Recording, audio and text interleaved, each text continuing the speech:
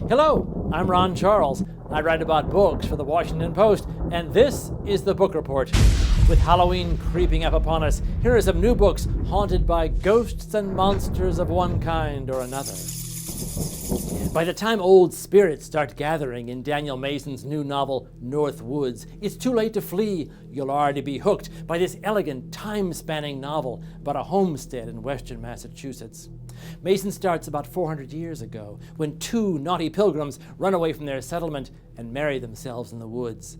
Over the centuries, every time the story returns to this place, fascinating new people have moved in.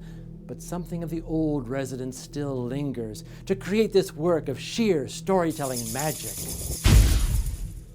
Let Us Descend, by two-time National Book Award winner Jasmine Ward, is a dramatic story about an enslaved black girl in the American South. Her owner is also her father, but that doesn't stop him from selling off her beloved mother and then her. Over an impossibly cruel march to New Orleans, she begins to communicate with a spirit inspired by her grandmother, who was a powerful warrior in Africa. This is a novel thick with ghosts and history and searing poetry.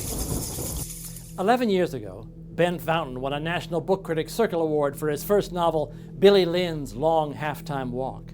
Now, Fountain is back with Devil Makes Three, a big political thriller with touches of Graham Greene and John le Carré.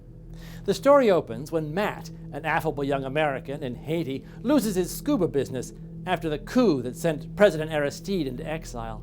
Desperate for work, Matt decides to start diving for treasure off the coast. But when the Haitian military gets wind of that, they want a cut of the gold that must surely be down there. In 1816, the notorious poet Lord Byron and some of his friends were trapped by bad weather in a Swiss villa. To pass the time, they decided to write ghost stories. One of those guests was 18-year-old Mary Shelley, who dug up the tale of Frankenstein from her remarkable imagination. And now, Dutch writer Anne Eekhout recreates that astonishing young writer and some of the events that may have inspired her in a fresh historical novel called Mary and the Birth of Frankenstein. It's passionate, it's brooding, it's alive! Well, that's it for the Book Report. For more suggestions, check in with your librarian or local bookseller. I'm Ron Charles. Until next time, boo.